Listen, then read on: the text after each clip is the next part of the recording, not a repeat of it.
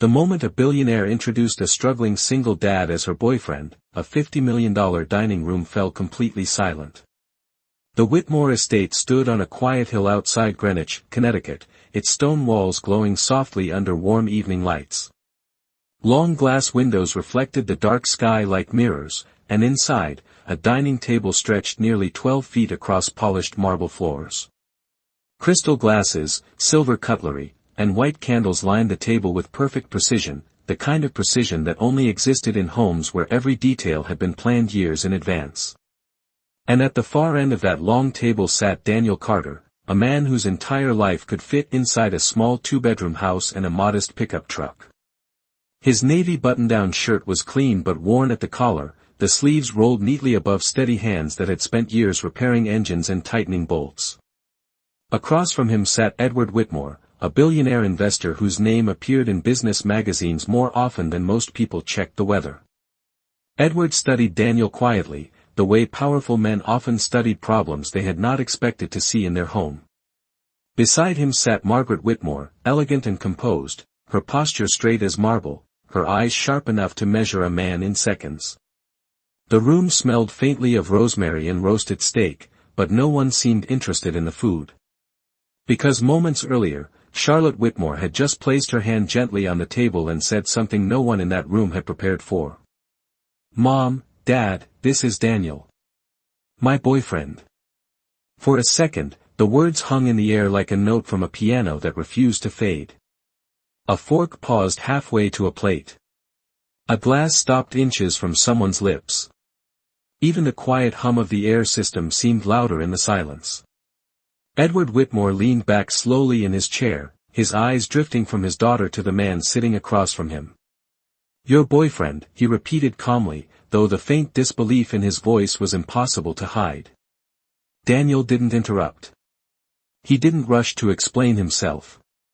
He simply sat upright, shoulders relaxed, his gaze steady but respectful, the same calm patience he used when listening to a stubborn engine before deciding what needed fixing. Charlotte didn't look nervous either. If anything, she looked certain, the way someone looks when they've already made a decision that can't be reversed. Edward folded his hands on the table, studying Daniel again. "Mr. Carter," he said slowly, "what exactly do you do for a living?" The question sounded simple, but everyone at that table understood it meant much more than that. Daniel's voice came quietly, steady and honest. "I run a small auto repair shop about 30 miles from here." Another silence followed, heavier this time. Not mocking. Not angry. Just measuring. Edward's eyes drifted briefly to Daniel's worn jacket hanging over the back of his chair, then back to the man himself. "An auto mechanic," he said. Charlotte didn't flinch. Daniel didn't apologize. And for the first time that night, something unfamiliar appeared in the billionaire's eyes. Curiosity. Edward Whitmore did not rush his next words. Men who built billion-dollar empires rarely did. He leaned back slightly in his chair, the leather creaking softly in the quiet room, his fingers steepled together as he continued studying the man sitting across the 12-foot dining table. The candles between them flickered gently, throwing long shadows across polished silver plates and untouched glasses of red wine. 30 miles from here," Edward repeated slowly, as if measuring the distance between Daniel's world and his own. "That is quite a drive from a place like this." Daniel nodded once. "Yes, sir." His voice carried no embarrassment, no apology, only a calm honesty that seemed almost unusual in a room where most conversations involved stock markets and acquisitions. Margaret Whitmore lifted her glass delicately but did not drink. Her sharp blue eyes moved from Daniel to Charlotte and then back again, as though she were examining a puzzle she had not expected to encounter this evening. "And you own this shop?" she asked. "Yes, ma'am," Daniel answered. "It is small. 3 service bays. Mostly regular customers. Families, commuters, people who just need their cars running so they can get to work on Monday morning." Edward raised one eyebrow slightly. "And that supports you?" Daniel folded his hands calmly on the table. It supports me and my daughter. The word daughter shifted something in the air. Charlotte glanced briefly at Daniel with a quiet softness in her expression, but she did not interrupt. Margaret Whitmore set her glass down gently. You have a daughter, she said. Yes, ma'am. Her name is Emma. She is 7 years old. For the first time that evening, Edward Whitmore did not immediately respond. Instead, he watched Daniel more carefully now, as if a new variable had entered the equation. And her mother? He asked. Daniel's expression did not collapse into sadness, but it softened in a way that spoke of years rather than moments. My wife passed away 4 years ago, he said quietly. The room remained respectful and still. No one rushed to fill the silence. Charlotte's fingers rested lightly against the edge of the tablecloth, but her posture remained confident. Edward finally nodded once, a small gesture that acknowledged something deeper than business. That must have been difficult, he said. Daniel gave a small breath of agreement. It changed everything. Margaret studied Daniel again, this time not like a judge but like someone trying to understand a story that had not been told yet. So you run a shop during the day and raise a child at night, she said. Daniel allowed a faint smile to appear, the kind that came from quiet pride rather than performance. Something like that. Edward Whitmore leaned forward slightly now, resting his elbows near his plate. His voice remained calm, but the question he asked next carried the quiet weight of a man who had spent a lifetime evaluating character. Mr. Carter, he said slowly, do you understand the world my daughter lives in? Daniel looked at him directly, steady and respectful. Yes, sir, he answered. I believe I do. Edward's eyes narrowed slightly. And yet you still accepted her invitation to dinner. Daniel glanced briefly toward Charlotte, then returned his gaze to Edward. His answer came without hesitation. I did not come here because of her world, he said. I came here because of her. The candles flickered again across the long marble table, and for a moment no one spoke. Edward Whitmore did not respond immediately. The candles continued to burn quietly along the center of the long dining table, their reflections stretching across polished silver and crystal like thin ribbons of light. Outside the tall glass windows the Connecticut night had settled fully over the hill, and the estate grounds were silent except for the distant hum of wind moving through the trees. Edward studied Daniel Carter again, but this time the look was different. It was no longer the casual dismissal of a man who believed he already understood someone. It was the careful observation of a man who suspected there might be more to the story. You came because of her, Edward repeated slowly, glancing briefly toward his daughter Charlotte. Charlotte remained composed, her posture calm, her chin lifted with quiet certainty. She did not rush to defend Daniel, and she did not try to soften the tension in the room. She simply allowed the truth to sit there on the table between them. Margaret Whitmore tilted her head slightly, her voice softer than before but still precise. Mr. Carter, she said, how exactly did you meet my daughter? Charlotte opened her mouth slightly as if she might answer, but Daniel spoke first. About 6 weeks ago, he said calmly. Edward leaned back again, listening. Daniel continued. Her car broke down on Route 7 about 10 miles north of my shop. A classic 1967 Mustang. Midnight blue. Margaret's eyebrows lifted slightly with surprise, while Charlotte allowed the faintest smile to appear at the corner of her lips. The fuel line had come loose, Daniel explained. It was not a complicated repair. 10 minutes with a wrench. Edward's gaze moved briefly to Charlotte. You did not call a tow service? Charlotte shook her head. I was trying to drive back from Hartford when the engine started sputtering. I barely made it onto the shoulder. Daniel nodded once. I saw the car while driving back from a parts supplier. It looked like someone needed help. Margaret's voice carried curiosity now rather than skepticism. And you stopped.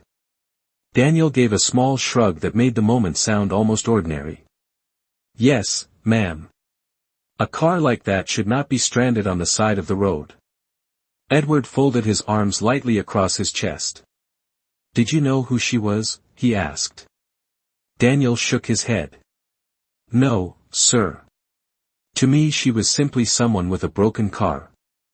Charlotte let out a quiet breath of amusement. "He refused to take any money," she added gently. Margaret turned to Daniel. "You repaired the vehicle for free?" Daniel answered simply. "It took 10 minutes. Charging someone would not have felt right." Edward's expression shifted slightly, something thoughtful passing through his eyes. "Most people recognize a Mustang like that," he said. Daniel nodded. "Yes, sir. It is a beautiful car. That is why I stopped." The billionaire tapped one finger lightly against the edge of the table. "But you did not ask her name." Daniel shook his head again. "No, sir." Charlotte's smile grew a little wider now as she looked at her parents. "That was the first time in years someone spoke to me for 10 full minutes without asking what company I owned." The room grew quiet again. Margaret glanced toward her daughter, then back to Daniel. "And that was enough for you to invite him here tonight?" Charlotte's answer came without hesitation. "Yes." Edward Whitmore looked back at Daniel Carter, the mechanic from 30 miles away who had walked into a world of marble floors and billion-dollar expectations with nothing more than calm honesty. And for the first time since dinner began, Edward Whitmore did not see a problem sitting at his table. He saw a question. Edward Whitmore remained silent for several long seconds after Charlotte finished speaking. The candles continued burning steadily along the center of the long dining table, their warm light reflecting across the marble floor and the tall windows that overlooked the dark Connecticut hillside. Somewhere beyond the glass, the wind moved softly through the trees, but inside the Whitmore estate everything felt still, almost suspended. Edward tapped one finger lightly against the table again, a small habit developed during decades of negotiations where millions of dollars depended on reading the person across from him. Except tonight the man across from him was not a banker, a lawyer, or a rival executive. It was a mechanic from 30 miles away who had fixed a broken fuel line and somehow ended up at the center of the most unexpected dinner Edward Whitmore had hosted in years. "So let me understand this," Edward said slowly. "You helped her with a simple repair, refused payment, and 6 weeks later you are sitting in my dining room." Daniel nodded once. "Yes, sir." Margaret Whitmore folded her hands neatly in her lap, her eyes still carefully observing Daniel. "And during those 6 weeks," she asked, "you and Charlotte became close?" Charlotte answered before Daniel could speak. "We talked," she said calmly. Edward glanced at her. "About what?" Charlotte smiled slightly. "About normal things." Edward gave a quiet breath that almost sounded like disbelief. "Normal things," he repeated. Daniel spoke again, his voice steady and unhurried. "Most of the time we talked about Emma." Margaret looked up. "Your daughter?" Daniel nodded. "Yes, ma'am." Charlotte asked about her the second time she came to the shop. Edward leaned forward slightly. "The second time?" Charlotte looked at him with calm honesty. "I drove back a week later." Margaret's eyebrow lifted. "To the repair shop?" Charlotte nodded again. "Yes." Edward watched her carefully now. "Why?" Charlotte did not hesitate. "Because he treated me like a person the first time we met." The word settled over the room like a quiet truth no one could easily dismiss. Daniel did not react to the statement. He simply remained seated, calm and composed, the same way he had been since he entered the Whitmore estate. Margaret looked toward him again, curiosity replacing some of her earlier skepticism. "Mr. Carter," she said thoughtfully, "most people who meet Charlotte eventually discover who she is." Daniel nodded slightly. "Yes, ma'am. I learned that later." Edward narrowed his eyes slightly. "How much later?" Daniel answered honestly. "The third time she came by the shop." Charlotte laughed softly under her breath. My driver accidentally called me Miss Whitmore while we were standing next to the service bay. Edward looked at Daniel again. And when you learned who she was? Daniel paused for a moment, not searching for words but choosing the simplest truth. I told her the same thing I told her the first day. Margaret leaned forward slightly now. Which was? Daniel met Edward Whitmore's gaze calmly. That her car deserved better maintenance. For a brief second Charlotte covered her mouth to hide a smile. Even Margaret Whitmore allowed the faintest trace of amusement to appear in her expression. Edward Whitmore did not laugh. But the corner of his mouth moved just enough to show that the evening had become far more interesting than he had expected. Edward Whitmore allowed the faint hint of a smile to disappear as quickly as it had appeared. The candles continued to glow quietly across the 12-foot dining table, but the atmosphere in the room had shifted again. What had started as curiosity was slowly turning into something more deliberate. Edward Whitmore was not a man who built a financial empire by accepting things at face value. And now he leaned forward slightly, resting his hands together as his eyes returned to Daniel Carter. Mr. Carter, he said calmly, you seem like a practical man. Daniel nodded once. I try to be, sir. Edward reached into the inside pocket of his jacket and removed a simple folded checkbook. The motion was slow and unhurried, but it carried the unmistakable confidence of someone used to solving problems with a signature and a number. Charlotte immediately noticed the movement. Her eyes narrowed slightly. Margaret Whitmore also noticed, though she said nothing. Edward placed the checkbook on the table beside his plate and flipped it open. The soft scratch of a pen filled the quiet room as he began writing. Daniel did not move. He simply watched, patient and composed. Charlotte finally spoke. Dad. Edward continued writing. Just a moment, Charlotte. The pen stopped. Edward tore the check from the book and slid it across the long dining table toward Daniel. The paper moved quietly over polished wood until it came to rest beside Daniel's glass of water. $100,000, Edward said calmly. The number hung in the air like a sudden change in temperature. Charlotte straightened in her chair. Dad, that is not necessary. Margaret Whitmore looked at the check, then back at her husband, her expression unreadable but curious. Edward's voice remained calm. Mr. Carter, he said, consider this a gesture of appreciation. Daniel glanced down at the check. The number was clear. $100,000 written neatly in dark ink. For a moment he said nothing. Edward continued speaking. You helped my daughter when she needed assistance.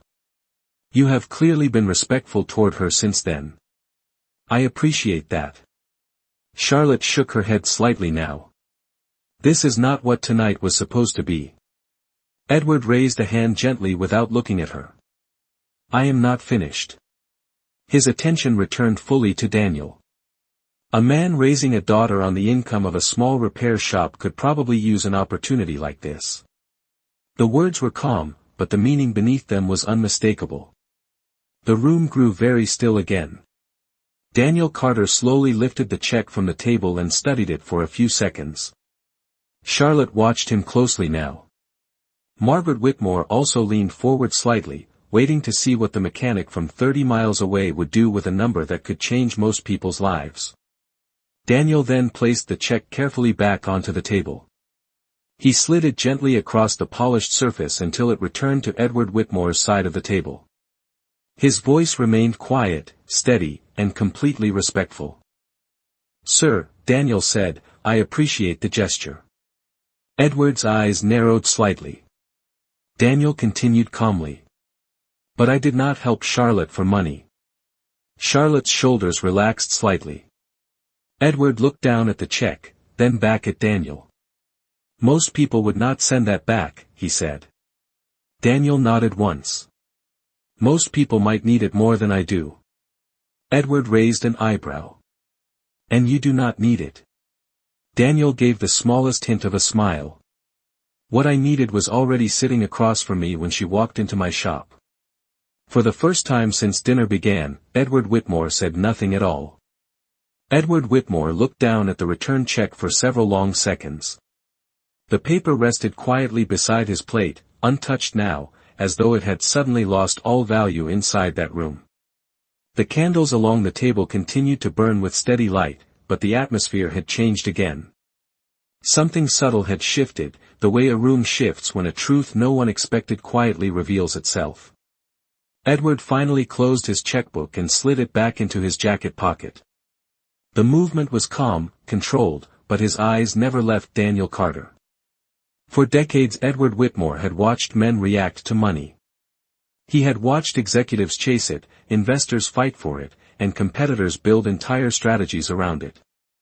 But the mechanic sitting across from him had done something far more unusual. He had given it back without hesitation. Margaret Whitmore studied Daniel more carefully now. The curiosity in her expression had deepened into something thoughtful. "Mr. Carter," she said gently, "most men would call that opportunity life-changing." Daniel nodded respectfully. "Yes, ma'am. It probably is." Margaret tilted her head slightly. "Yet you did not hesitate." Daniel glanced briefly toward Charlotte before answering. "My daughter has a drawing taped to the wall next to our kitchen table," he said quietly. Edward raised one eyebrow. "A drawing?" Daniel smiled faintly at the memory. "Yes, sir. Emma made it about 2 years ago in school. It is a picture of our house, our old pickup truck, and the two of us standing in front of it." Charlotte listened quietly, her eyes soft now. Margaret leaned forward slightly. "What does that have to do with the check?" Daniel's voice remained calm and steady. "Every morning when I make breakfast, I see that drawing. Emma wrote something under it with purple marker." Edward folded his hands together again. "And what did she write?" Daniel took a small breath before answering. "She wrote that our house is small but it is the happiest place she knows." The room became quiet again. Margaret Whitmore slowly leaned back in her chair, absorbing the words. Edward Whitmore looked at Daniel in silence, studying him the way he had studied thousands of business partners across boardroom tables. But this was different. There was no negotiation happening here. No advantage being sought. Only a man explaining what mattered in his life. Daniel continued gently. "If I take that check, sir, nothing about that drawing becomes more true than it already is." Charlotte lowered her gaze briefly, a quiet smile appearing as she listened. Edward tapped one finger lightly against the table again, though this time the gesture seemed less calculating and more reflective. "You realize," Edward said slowly, "that most people spend their entire lives trying to reach the position you refuse tonight." Daniel nodded once. "Yes, sir." Edward's voice remained calm. "And you walked away from it in less than 10 seconds. Daniel allowed a faint smile to appear again. "Some things only take 10 seconds to decide." Edward Whitmore looked across the long table at the mechanic who had just explained something about life that decades of wealth had never quite taught him. And for the second time that evening, the billionaire found himself without a response. The quiet inside the Whitmore dining room lingered for several long seconds after Daniel spoke. The candles along the table continued to glow with steady light, casting soft reflections across the polished marble floor and the tall glass windows that looked out over the dark hillside. Edward Whitmore leaned back slowly in his chair, his hands resting calmly together, but the thoughtful expression in his eyes had deepened. He had spent decades judging people in minutes, sometimes seconds. Yet the man sitting across from him had quietly refused money, answered every question without hesitation, and now asked only for the chance to earn trust. That was not the pattern Edward Whitmore was used to seeing. Margaret Whitmore broke the silence first. Her voice was gentle, but there was genuine interest in it now. "Charlotte," she said, turning slightly toward her daughter, "there is something I am curious about." Charlotte looked at her calmly. "What is it, Mom?" Margaret rested one hand lightly on the tablecloth. "You have met many impressive men in your life. Investors, entrepreneurs, people who run companies larger than entire cities. Charlotte nodded once. That is true. Margaret's eyes moved toward Daniel again before returning to Charlotte. So why him? The question settled quietly in the room. Edward Whitmore did not interrupt.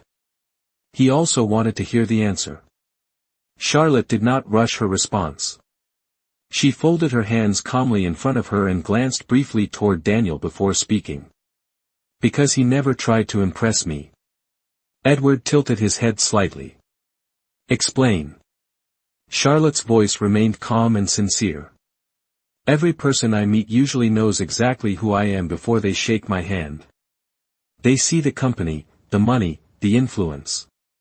She paused briefly before continuing. Daniel saw a broken car. Margaret listened carefully. Charlotte continued. When I came back the second time, he did not ask about my job or my family. He asked about Emma's favorite subject in school. Daniel lowered his gaze for a moment, almost embarrassed by the attention. Charlotte smiled softly as she spoke. And the third time I visited the shop, I stayed for almost an hour. We sat on two old folding chairs near the service bay while he finished repairing a customer's truck. Edward raised one eyebrow slightly. And what did you talk about for an hour inside a repair shop? Charlotte answered quietly. About what it means to raise a child after losing someone you love. The room became still again. Margaret Whitmore slowly nodded, understanding beginning to settle into her expression. Edward Whitmore looked toward Daniel Carter once more, studying him with a deeper seriousness than before. You have not said very much tonight, Edward said calmly.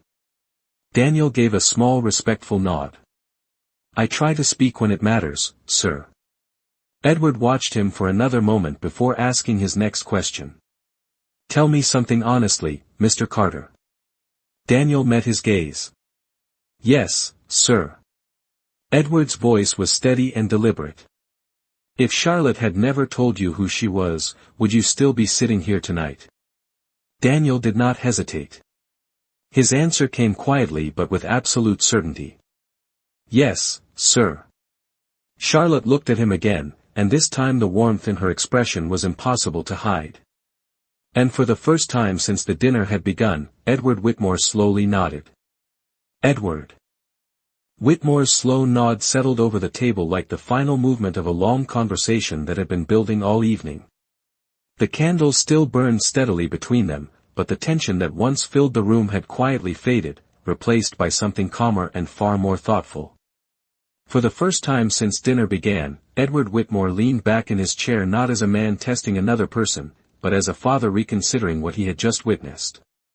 His eyes moved from Daniel Carter to Charlotte, then briefly to Margaret, before returning to the mechanic sitting across from him.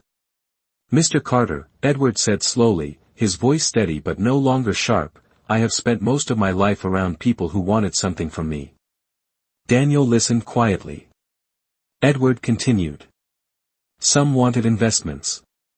Some wanted influence. Some simply wanted to stand near success so they could borrow a little of it. The billionaire paused, glancing briefly at the check that still rested on the far end of the table. You might be the first man who walked into this house and refused every advantage that was offered to you. Daniel answered calmly. Sir, I did not come here for an advantage. Edward nodded once. Yes. I am beginning to understand that. Margaret Whitmore studied Daniel again, but the expression in her eyes had softened. The careful skepticism she had carried at the beginning of the evening had slowly transformed into something warmer. Mr. Carter, she said gently, may I ask you one more question? Daniel nodded respectfully. Of course, ma'am. Margaret folded her hands lightly together. If your daughter Emma were sitting here tonight, what would you want her to learn from this dinner? Daniel thought about the question for a moment. His answer came quietly but with complete sincerity. I would want her to see that respect matters more than money. Charlotte looked down briefly, smiling to herself. Edward Whitmore studied Daniel again, and this time the look in his eyes was unmistakably different. The man who had built a billion-dollar empire through instinct and discipline had just encountered something rare, a man who did not measure life by the same currency the world usually respected. Edward slowly reached for the wine glass in front of him and lifted it slightly from the table. The motion was calm and deliberate. Margaret followed his lead, lifting her own glass. Charlotte looked toward her father with quiet curiosity. Edward Whitmore then looked directly at Daniel Carter. "Mr. Carter," he said, his voice steady and sincere, "you asked for the chance to earn my trust." Daniel nodded once. Edward raised his glass a little higher. "Tonight you did something far more difficult." Daniel waited calmly. Edward's final words carried the quiet weight of a man who did not give approval easily. "You earned my respect." Charlotte's smile widened softly. Margaret Whitmore lifted her glass slightly toward Daniel as well. The candles flickered gently across the long table as the four of them sat together in the quiet Connecticut night. And for the first time since Daniel Carter walked through the doors of the Whitmore estate, he was no longer just a mechanic from 30 miles away. In that moment he was simply a man who had proven that dignity, patience, and honesty could still command respect even inside a room built on wealth.